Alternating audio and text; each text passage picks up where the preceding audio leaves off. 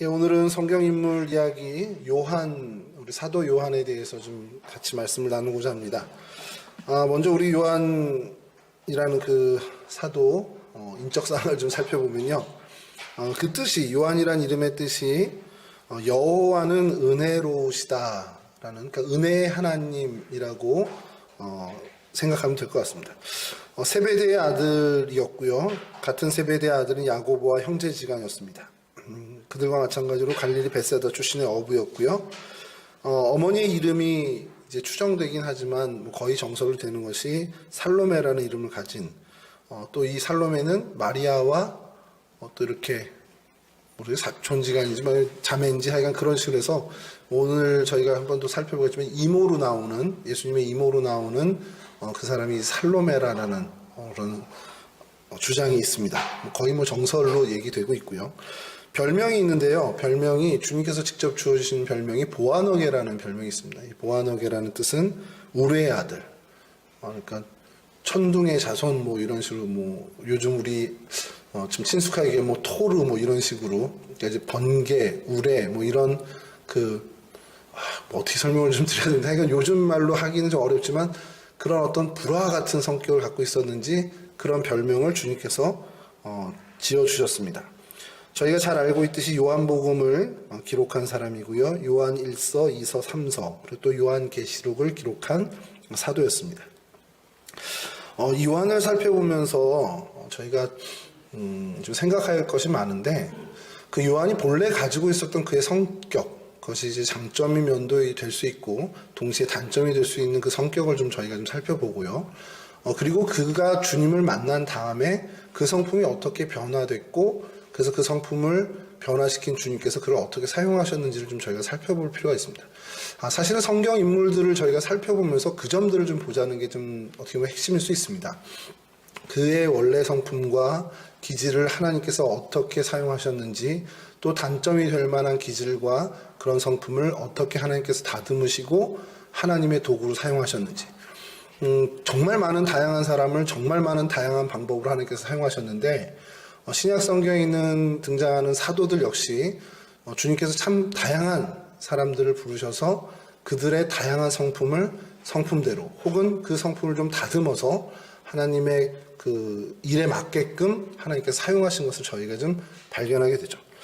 그런 면에서 요한은 참 저희가 집중하기에 굉장히 좋은 사람입니다. 그러니까 주님의 제자 중에 사도 중에 저희가 정말 많은 의미가 담겨 있는 그의 삶과 성품 그리고 그의 모든 쓰임받는 그런 사명의 자리라고 할 수 있습니다. 먼저 그리고 요한이 어떤 사람이었는지 성경을 좀 토대로 이야기하다 보면 요한이 안드레와 같이 이렇게 주님을 제일 먼저 따랐던 제자로 추정이 되고 있습니다. 그러니까 예수님의 제자가 되는 사람들 중에 첫 번째로 온 사람이 세례 요한을 따르던 안드레와 그 한 제자인데 그 한 제자를 요한으로 보는 설이 제일 어떻게 보면 유력하죠.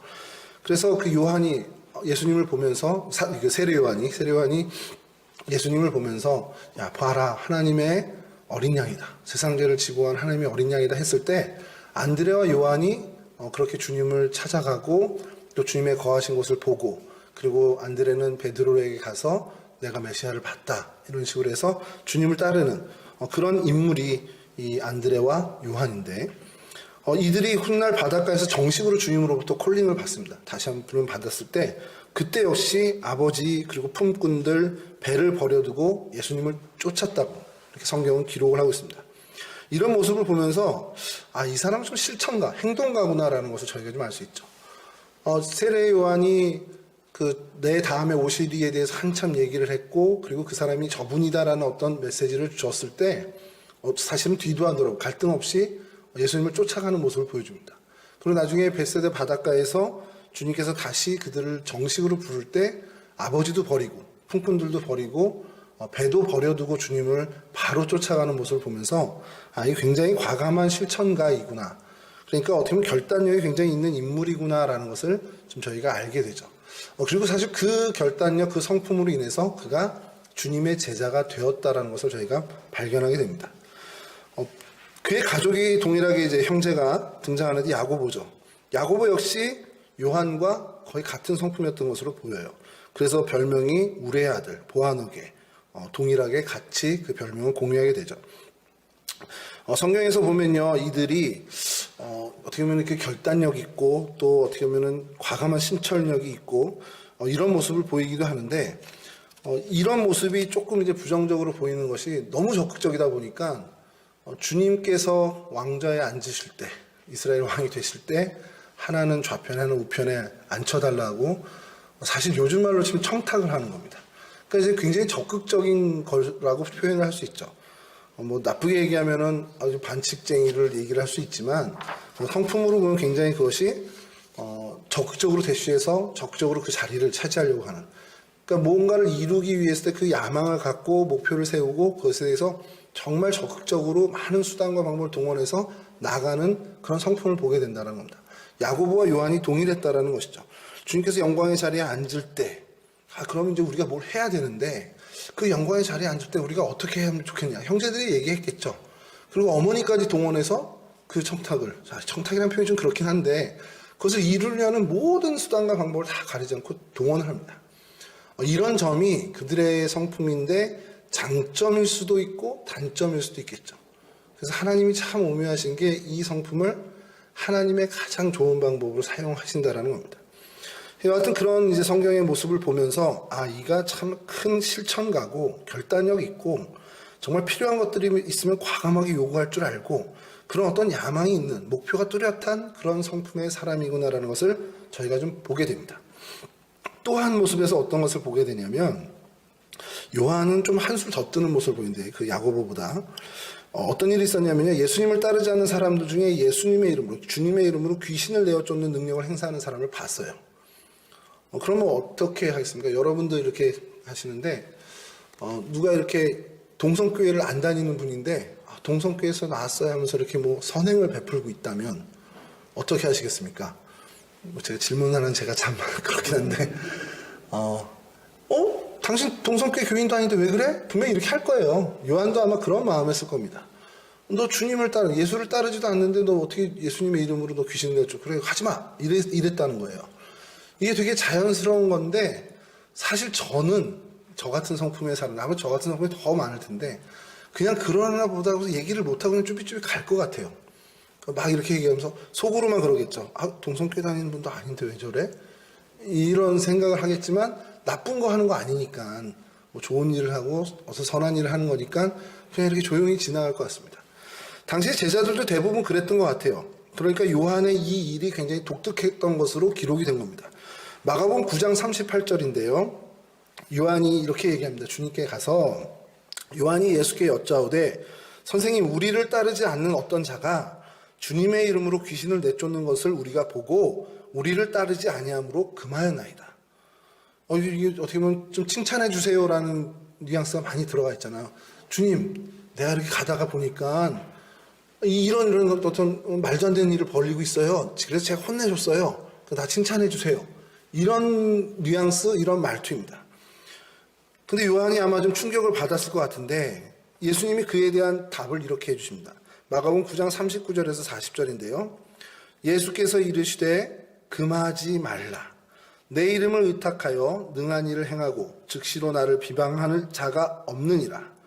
그럼 40절입니다. 우리를 반대하지 않는 자는 우리를 위하는 자니라. 잔뜩 칭찬을 기대하고 이렇게 얘기했는데 주님께서는 야, 그러지 마. 같은 편이야. 서로 위해야 돼. 이런 얘기를 하신 거죠. 예수님을 따르지 않는다라는 거에 대해서 적대적인 생각을 갖고 있었다라는 거예요. 그러니까 우리를 따르지 않으면 무조건 우리를 반대하는 거구나. 이런 생각을 하는 겁니다. 이게 소위 요즘 말로 하면은 편가름입니다. 그냥 선을 그어놓고 나랑 생각이 달라? 선 긋고 그의 생각의 목표점이 동일한지 아닌지 관심 없고 나랑 현재 지금 다르기 때문에 내 편이 아니야. 내 편이 아닌 건 곧 내 적이야. 이런 성향이 요한에게 너무 강하게 있었다는 겁니다. 그러니까 뭐 여러 가지 편가르기라는 것도 얘기할 수 있고 집단 이기주의라는 걸로도 얘기할 수 있는데 예수님과 함께 있는데 감히 어디라고 너희들이 나서냐 이렇게 하는 어떤 예수님을 따르는 것에 대한 굉장한 프라이드를 갖고 있었다는 겁니다. 그러니까 우리는 정통이고 너희들은 정통이 아니야. 이런 어떻게 보면 우월의식에서 비롯된 생각이고 행동이었다는 겁니다. 그런데 예수님은 이러한 요한의 생각을 어떻게 보면 책망한 것, 좀 심하게는 아니지만 그래도 교정해 주시고 싶었던 것 같아요. 그러지 마. 금하지 마. 다 같은 우리 한 편이야. 라는 이야기를 해주신 거죠. 이러한 모습이 요한이 어떻게 보면 주님을 따르고 있긴 하지만 그가 젊었을 때 그의 원래 성품에 좀은 다듬어지지 않은 모습이라는 거죠. 적극적이고 실천하고 어떻게 보면 결단력 있고 야망 있고 목표가 뚜렷한 그런 모습과 내가 가지고 있는 어떻게 보면 우월감과 자신감으로 인해서 좀 더 배타적이 되고 편가르기처럼 나와 적을 좀 명확히 구별하는 어떤 이런 모습들이 뭐 좋은 점이다 나쁜 점이다 이렇게 얘기할 수는 없지만 어쨌든 주님을 만나기 전부터 갖고 있었던 다듬어지지 않은 요한의 모습이었다라는 겁니다. 우리가 이런 경우를 좀 생각을 해보면 좋을 것 같아요. 나는 이런 경우가 없는가? 내가 주관이 강하고 추진력이 있다 이런 말로 나를 좀 포장해서 어떻게 보면 내가 내 이익과 내 생각을 어떻게든 관철해야겠다. 그것이 편법이든 아니면 더 나아가 불법을 행하든 그것을 내가 이루어야겠다라는 신념으로 그런 어떤 생각으로 사는 것을 스스로 난 결단력 있어. 난 추진력 있어. 나는 어떤 그런 요령이 강해. 이런 걸로 포장을 하고 있지는 않는가. 남이 어떻게 되든 어떻게 보면 남이 어떻게 생각하든 상관하지 않고 내가 이루고자 하는 것에 내가 정말 집중해서 이루었을 때 스스로를 정말 훌륭하다고 평가하고 그런 모습은 있지 않는지 이걸 좀 점검해 봐야 하는데요. 왜 그러냐면 요한이 가지고 있었던 이 마음이 어쨌든 부정적인 긍정적인 그런 평가를 넘어서서 주님으로부터 다듬어지지 않은 모습이었다는 겁니다. 그러니까 나는 나를 점검할 때 나는 지금까지 주님과 함께하고 주님으로부터 계속 주님이 만지시는 주님의 터치를 경험하고 있는데 여전히 주님이 다듬지 않은 사람의 모습을 갖고 있는가? 그걸 한번 점검해 볼 필요가 있다는 것이죠. 훈련되고 다듬어져야 하는 모습이라는 겁니다. 이것이 좋다, 나쁘다를 떠나서 이런 모습이 나한테 있다면 내가 이거는 주님으로부터 좀 훈련을 받아야 되는 주님이 나를 좀 다듬어 주셔야 되는 모습이구나라는 것을 좀 더 우리가 깨닫자라는 겁니다. 재미난 기사를 읽었습니다. 작년 말이죠. 작년 말에 그 교수신문이라는 매체가 있대요. 그 교수신문에서 전국의 대학 교수 906명을 대상으로 설문조사를 했답니다. 그래서 2020년 그 한 해를 사자성어로 표현해봐라 라고 했을 때 34% 이상으로 이제 얻게 된 것이 아시타비라는 사자성어. 이제 새롭게 만든 사자성어더라고요. 보니까요. 뜻이 뭐냐면 나는 옳고 남은 틀렸다. 그러니까 나자를 쓰고 나는 옳을 시자에서 아시, 타인은 비, 틀렸다. 이게 뭐냐면 요즘 그 말 있죠. 내로남불이라고 해서 내가 하면 로맨스고 남이 하면 불륜이라는 것을 그냥 어떻게 보면 억지로 한자 이렇게 사자성어로 만든 신조어라는 겁니다. 근데 이게 참 서글픈 얘기입니다. 2020년 그 한 해를 대변할 수 있는 그 한 해의 우리의 일상, 우리의 사회의 모습을 대변하는 그 한 단어로 그것을 했을 때 그게 내로남불. 난 옳고 넌 틀려. 난 맞고 넌 아니야. 이런 것이었다라는 것이 참 어떻게 보면은 그게 우리 실상이긴 하지만 한편으로 너무 좀 씁쓸하다라는 거죠. 오늘 우리 사회에 만연되어 있는 행태가 바로 이 모습이라는 거고 이 모습이 좀 전에 살폈던 요한의 모습일 수도 있다는 겁니다. 이 역시 주님께서 다듬지 않은 그 모습, 어떻게 보면 날것의 모습일 수 있다는 것이죠. 자기 우월에 빠져있는 그래서 나는 맞고 나는 옳고 나는 항상 선하고 나와 다르면 다 틀리고 악하고 내 적이고 하는 그런 배타성을 갖고 있는 것이 오늘 우리의 사회고 그 사회의 모습이 고스란히 우리 주님을 따르는 사람들에게도 있지 않냐라는 거예요. 그렇다면 이건 우리가 주님께 내어드린 주님이 다듬어 주셔야 할 우리의 성품입니다라고 인정하고 주님께 나가야 한다는 것이죠. 제가 그래서 말씀을 준비하면서 이게 우리 각 정당이라든지 각 사회 단체, 이익단체들에게서 보여지는 모습일 텐데 교회는 안 그럴까? 우리 믿는 사람들은 안 그럴까라는 생각을 좀 해봤습니다. 우리 교단만 최고야 라고 하는 교단이 없을까? 우리 교회만 최고야 이렇게 생각하는 사람은 없을까? 부끄럽지만 그런 교단, 그런 교회가 참 많더라는 겁니다. 우리 목사님만 최고야, 우리 교회만 최고야, 우리 교단이 최고야. 저는 그래서 참 불편했던 얘기 중에 하나가 어느 교단에 있는 그 친구 목사인데 자기네 교단이 한국의 장자 교단이라는 거예요. 그래서 도대체 그놈의 장자는 몇 명이길래 교회는 교단마다 다 장자 교단이라 그러고, 또 어떤 교회는 또 자기네가 무슨 어머니 교회? 혹은 또 우리 교회가 우리 교단의 어머니 같은 역할을 해, 우리가 맞이 역할을 해, 이런 역할인데, 역할하는 건 좋은데 그 교회에 소속돼 있다라는 것으로 이렇게 자부심 갖는 건 좋아요. 근데 나는 우월한데 그렇지 않은, 그러니까 우리 교회 사람이 아닌 그들은 좀 뭔가 우월하지 못해라고 얘기한다라는 게 좀 많이 실망스럽다는 거죠.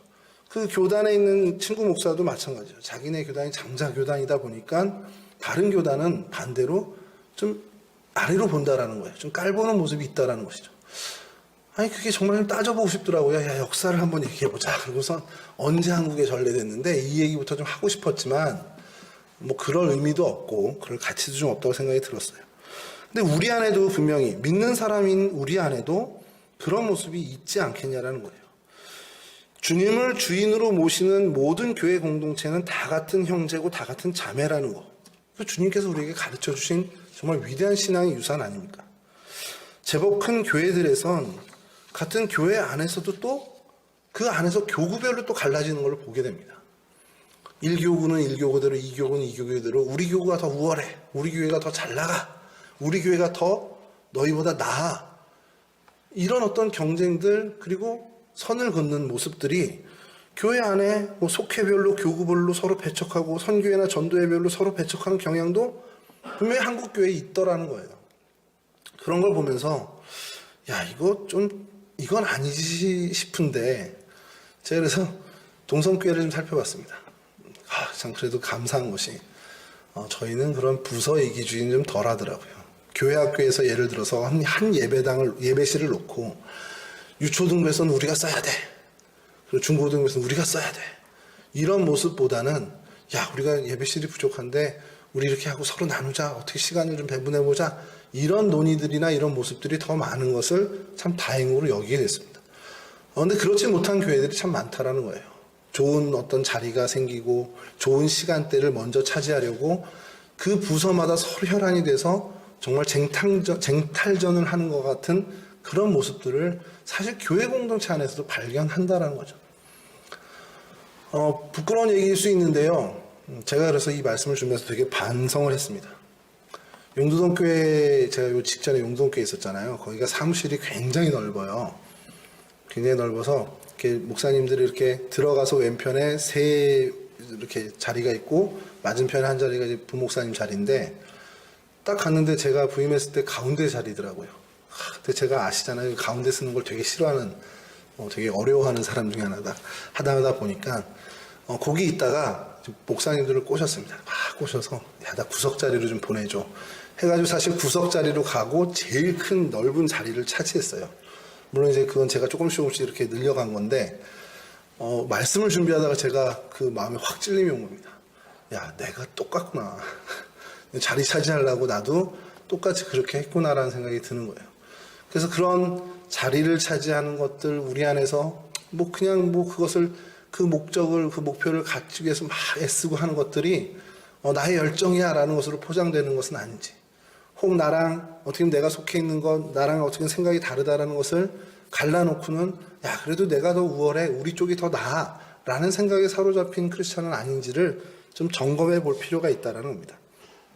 자, 그러면 이런 요한이 주님을 만난 이후, 물론 그 만나자마자 확 변한 건 아니지만 어떻게 바뀌어갔나라는 것을 저희가 좀 살펴보려고 합니다.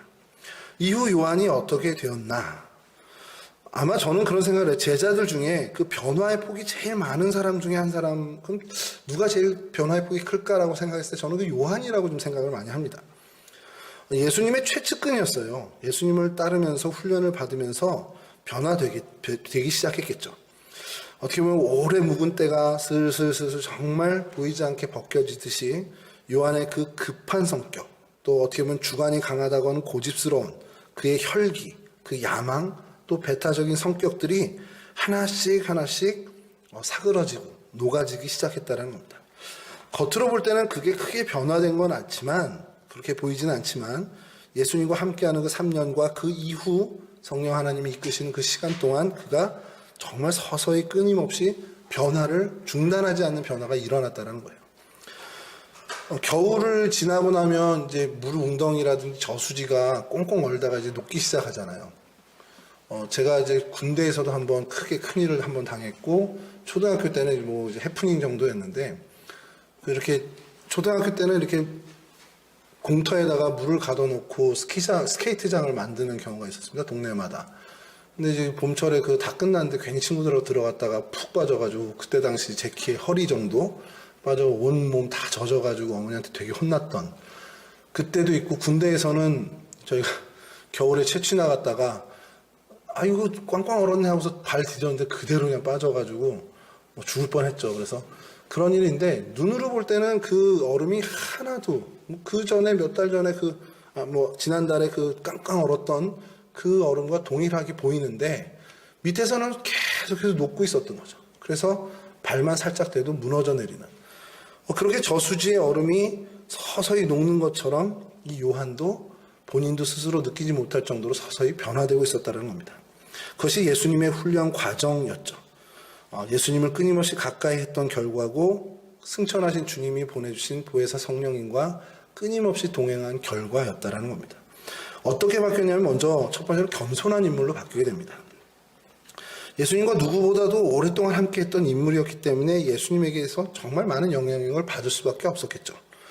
그의 어떤 열정적인 모습들, 그런 어떤 모난 행동들, 이런 것들이 어떻게 보면 인간적인 기준으로 변화되지 않을 것 같은데 사실 변했다라는 거예요. 그리고 변화된 모습을 우리가 찾아보는데, 대표적으로 요한복음에서 그것이 드러나는데요. 자신이 직접 기록한 요한복음에 자신의 이름을 등장시키지 않습니다. 그러면서 뭐라고 하냐면, 또 다른 제자 혹은 주께서 사랑하시는 자, 이런 표현을 쓴다라는 거죠. 제가 기록하면 그냥 가오진 하면서 막 도배를 했을 텐데, 요한은 그러지 않았다는 겁니다. 자신의 이름을 감추고 오히려 주님이 온전히 드러나고 자신들의 동료들이 드러나는 것을 목적으로, 그 방향으로 이 요한복음을 기록해 나갔다는 것이죠.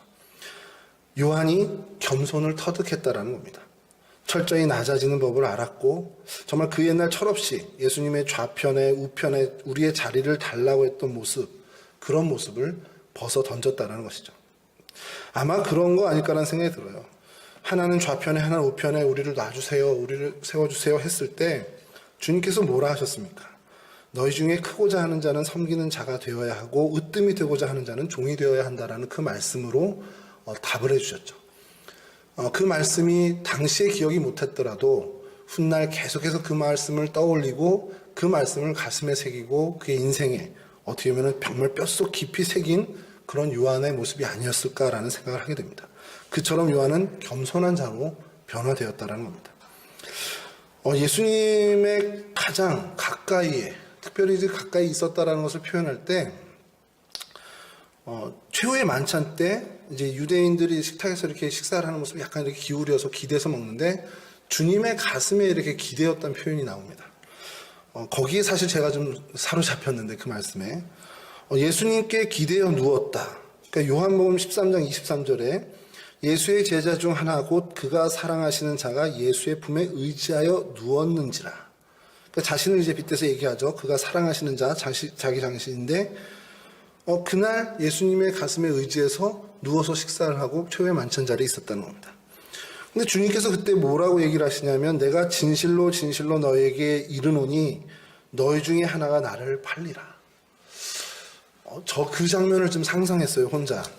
제가 좀 엉뚱한 짓을 잘하는 것 중에 하나가, 그 장면을 보면서 막 상상을 하는데, 예수님에게 이제 가슴 닿진 않더라도 가까이에 기대었을 거고, 그럼 예수님께서 그 말씀을, 야, 너희들 중에 3년 동안 나랑 동고동락한 너희들 중에 하나가 나를 팔 거야, 배신할 거야 라는 이야기를 할 때, 예수님의 그 말씀은 그냥 설교문을 읽듯이 하셨을까? 어떤 연설문을 읽듯이, 아니면 방송 멘트처럼 하셨을까?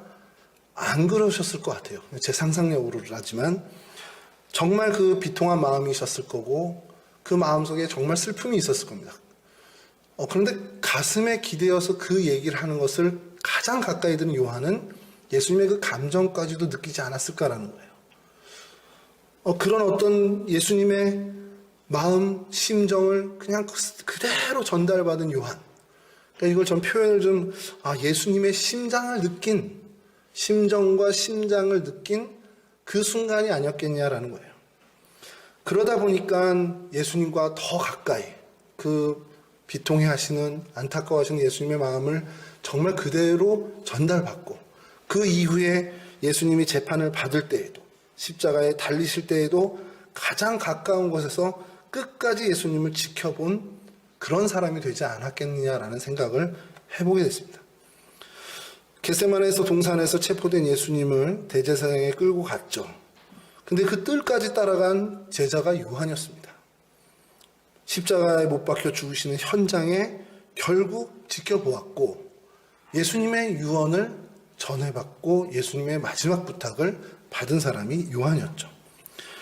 아마 그것을 생생하게 기억했는지 요한복음을 기록할 때 이렇게 기록을 합니다. 요한복음 19장 25절에서 27절인데요. 예수의 십자가 곁에는 그 어머니와 이모와 글로바의 아내 마리아와 막달라 마리아가 섰는지라. 예수께서 자기의 어머니와 사랑하시는 제자가 곁에 서 있는 것을 보시고 자기 어머니께 말씀하시되 여자여 보소서 아들이니이다 하시고 또 그 제자에게 이르시되 보라 내 어머니라 하신대 그때부터 그 제자가 자기 집에 모시니라. 굉장히 사적인 유언입니다. 어떻게 보면은 복음서에 많은 이제 가상치론 이렇게 나오고 또 요한복음에만 있는 내가 목마르다 다 이루었다 이런 어떤 예수님의 유언이 있지만 그보다 더 정말 너무너무 사적인 예수님의 너무너무 개인적인 그런 유언을 들은 것이 요한이었다라는 거예요. 그 현장에서 예수님의 그 절규, 예수님의 그 마지막 유언을 듣게 됐습니다. 어떻게 보면은 이 모습들을 보면서 예수님을 가장 가까이에 예수님의 심정을 가장 교감하며 따르는 그런 사람으로 어떻게 보면 성장하는 모습을 저희가 보게 된다는 것이죠. 예수님의 마음과 뜻을 정말 그의 삶, 그의 마음 가슴 깊은 곳에 느끼고 깨닫는 사람으로 성장해 나간다는 겁니다. 그러니까 주님을 만나고 주님께서 다듬으시니까 그런 다듬기 전의 성품들이 겸손한 사람으로 바뀌면서 또 주님의 마음을 공감하는 사람으로 변화되고 있다는 거죠. 그렇게 바뀌니까 예수님의 어떤 그 심정을 그대로 그가 전달받으니까 그가 어떤 사도로 나중에 그 평가를 받게 됩니까? 바로 사랑의 사도라는 그 이야기로 그런 명칭으로 평가를 받게 되죠. 사랑의 사도라고 어떻게 성경에 드러났냐 그러면서 할 일이 참 많죠. 할 얘기가 많죠. 요한복음에 이야기하는 예수님의 사랑에 대해서 정말 많은 이야기. 또한 요한서신에 보면은 자녀들아 우리가 말로만 혀로만 사랑하지 말고 행함과 진실함으로 하자. 또 하나님은 사랑이시다. 이런 표현들로 정말 사랑을 강조하는 사도로 정말 변하게 된다는 겁니다. 배척하던 사람이 나랑은 조금 다르면 다 쟨 적이야. 나랑 달라. 그런 우월감으로 사람들을 혹은 무시했거나 나랑 다르다는 차별했던 그 사람이 모든 사람들을 품에 안는 그런 사랑의 사람으로 변화되었다는 겁니다. 그것은 결국 예수님과 가까이 예수님이 다듬으셨기 때문에 예수님을 훈련하고 예수님께서 다듬으신 그러한 결과물이라는 것이죠. 그렇게 사도 요한을 바라보면서 계속해서 이제 좀 말씀을 준비하는데 오늘 본문을 선택했던 이유가 있습니다. 여러분 잘 아시겠지만 예수님의 사도들, 예수님의 제자들은 다 순교했다고 알려져요. 요한만 유일하게 순교하지 않은 제자라고 평가를 받고 있습니다. 그래서 오늘 본문에도 그러죠. 베드로가 물어보잖아요. 예수님 저 요한이라는 애는 어떻게 될까요? 라고 물어봤더니 예수님께서 내가 올 때까지 그를 머물게 하고자 할지라도 너 무슨 상관이야? 넌 그냥 나를 따라라. 이렇게 말씀하셨더니 그 얘기가 사람에게 전파되면서 어떻게 바뀌었습니까? 야, 쟤는 죽지 않는데. 근데 말이 씨가 된 건지 모르겠지만 순교를 안 했단 말이에요, 요한이. 그래서 정말 주님이 그렇게 말씀하신 건가? 근데 요한이 얼마나 억울했으면 요한복음에 계속 그거 아니야. 내가 올 때까지 그를 살려두던 말든 그건 상관하지 말고 넌 나를 따라라. 그 얘기를 쓰고 싶었다는 겁니다. 그 얘기를 정말 강조해서 쓰죠. 근데 제가 이 본문을 선택하면서 요한이 정말 순교하지 않았는데, 그럼 순교하지 않았으면 예를 들어서 주님의 사랑을 더 많이 받아서, 아니면 주님이 뭔가 특별하게 여겨서 그럼 순교를 안 했나? 그러니까 제 생각이 순교하지 않은 게 좀 더 나은 거 아니야라는 생각을 하고 접근을 했었어요. 근데 제가 접근이 틀렸구나라는 것을 깨닫게 됐습니다. 여러분, 요한이 순교하지 않았다고 해서 그의 생활이, 그의 복음을 전파하거나 그의 남은 삶이 수월했다, 평탄했다, 절대 그렇지 않습니다. 그 역시 모진 고난과 박해를 온몸으로 견뎌낸 제자였습니다. 다른 제자들은 순교의 현장에서 믿음을 지키며 죽었지만 어떻게 보면 그 현장보다 더 치열한 삶을 살아갔던 것이 요한이었다는 거죠. 전승이 있는데요. 제가 인터넷을 좀 찾아보다 보니까 그 나무위키라는 그 백과사전이 있더라고요. 거기에 요한에 대한 전승이 있는데 끓는 기름에 담긴 큰 솥에 던졌대요. 죽이려고. 근데 하나 상처를 받지 않고 나왔고 또 독을 먹였는데 하나도 상함이 없다라는 겁니다. 그래서 하는 수 없이 당국에서 그를 반모섬에 유배를 하게 됐다라는 거예요. 그러면서 이제 거기서 요한복음과 요한일서, 요한계시록을 기록하게 됐다라고 하는데, 근데 이 생각을 하면서 그럼 그의 예수님께서 승천하신 이후에 요한의 삶은 어땠을까라는 것을 좀 주목하게 됐습니다. 아까 말씀드린 굉장히 예수님의 사적인 유언이 뭐였습니까? 내 어머니를 부탁해, 이거였죠. 그래서 좀 찾아봤는데 보통 유대의 여인들이 혼인 정령 연령이 몇 살인가? 10대 후반에서 20대 초반이란 말이에요. 그럼 20살로 정하고 그쯤에 결혼을 해서 예수님을 낳았다 치죠.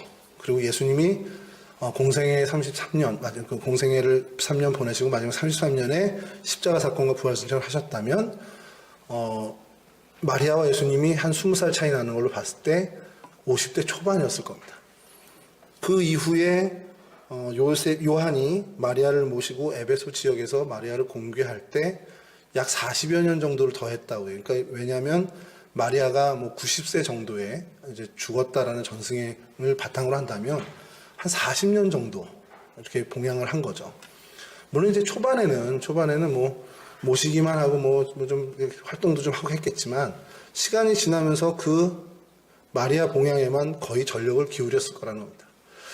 그럼 요한의 나이는 어떻게 됐을까요? 예수님과 큰 차이가 없었더라도 20대 후반이나 30대 초반에 마리아를 맡아서 40년 동안, 그러니까 60대 말이나 70대까지 마리아 봉양에 온 힘을 다 쏟았다라는 거예요. 여러분 한번 생각해 보십시오. 40년을 그 마리아, 예수님의 어머니를 모시는 일에 전력을 다했습니다. 그럼 그때 무슨 일이 벌어졌을까요?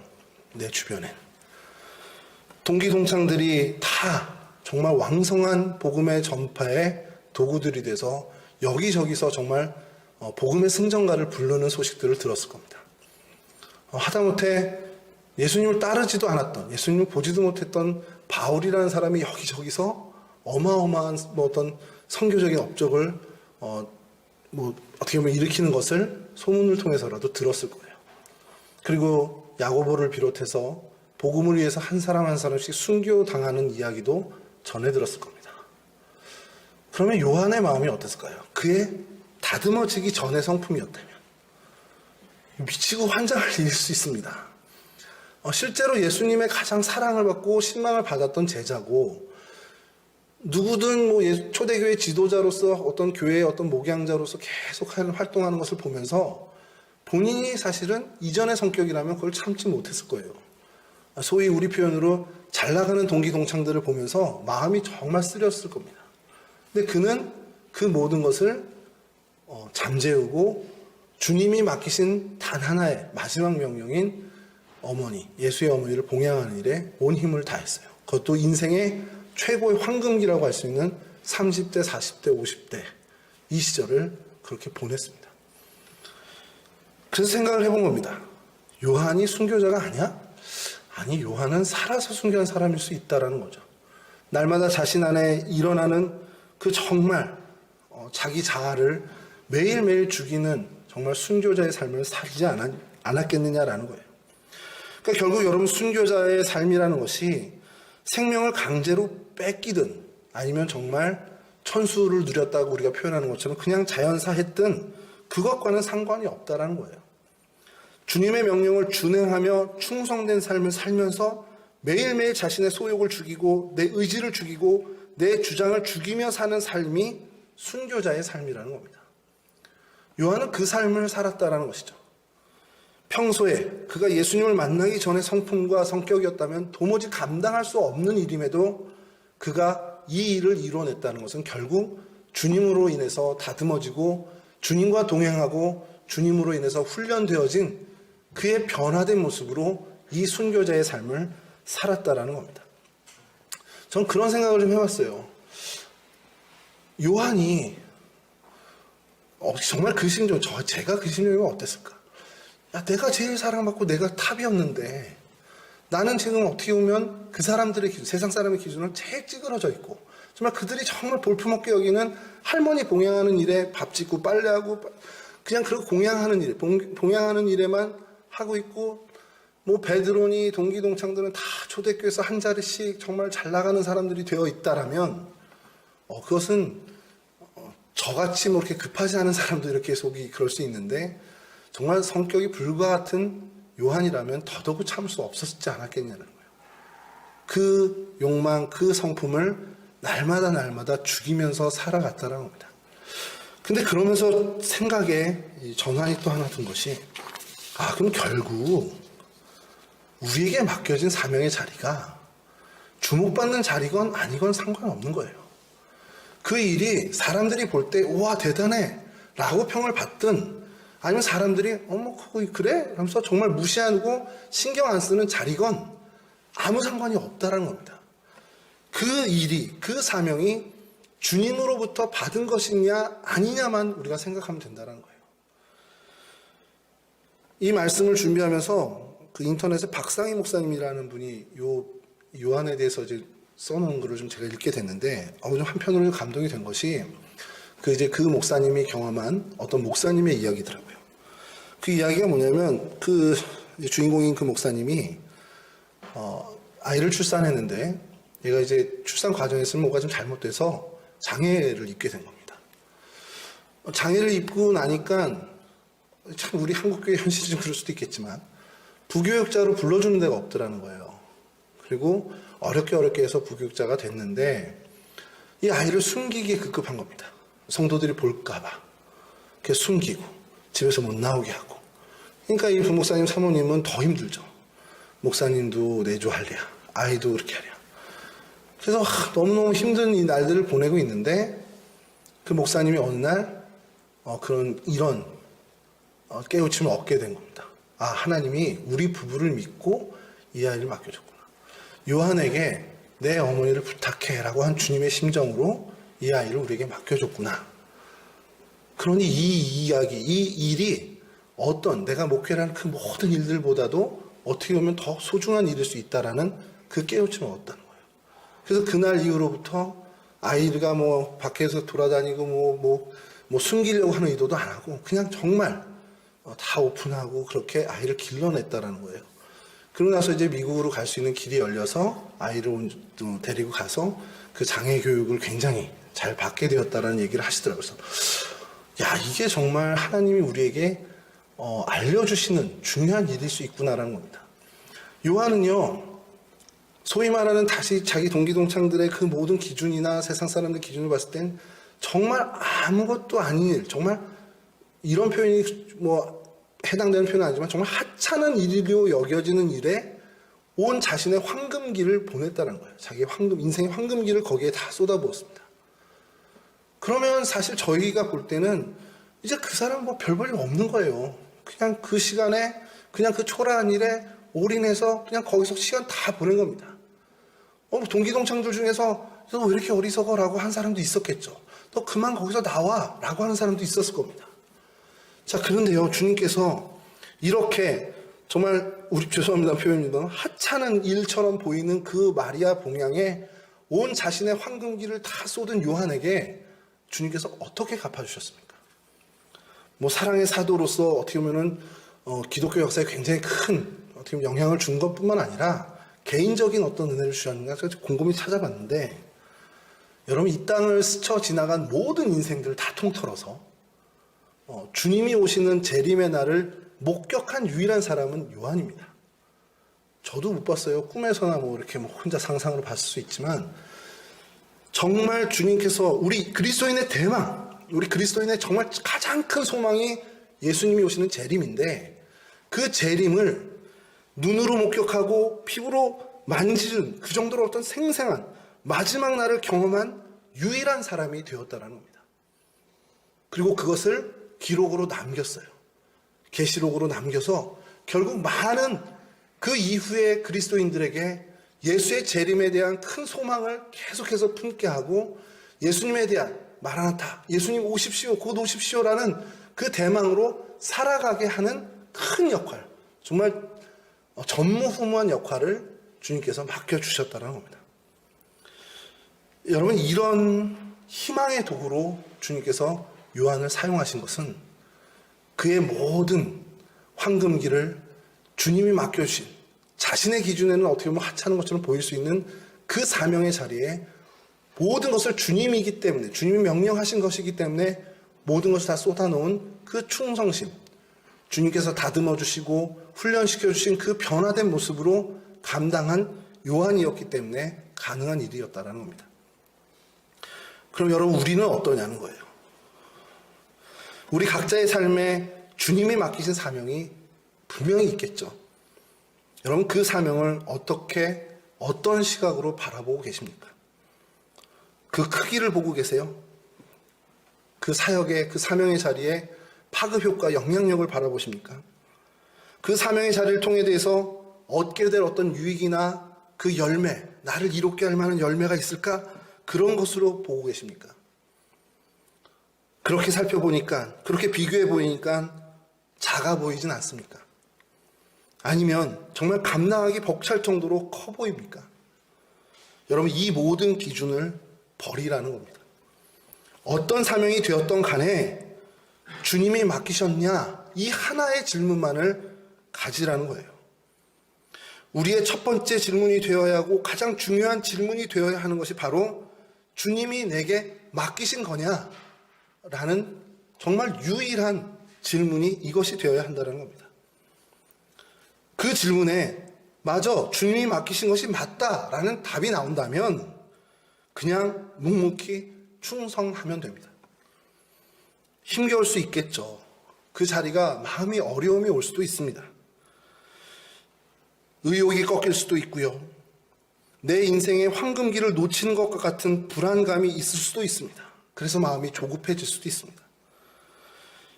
이 모든 마음을 날마다 죽이는 저희가 되어야 한다는 거예요. 그렇게 오직 주님의 뜻만이 이루어지는 삶, 나는 죽고 주님만이 사시는, 주님의 뜻만이 드러나는 그런 순교의 삶을 사는 저희가 되어야 한다는 겁니다. 우리가 사도 요한을 성경에서 만나고 그의 삶을 보며 우리가 깨달아야 할 중요한 것이 바로 여기에 있다는 거죠.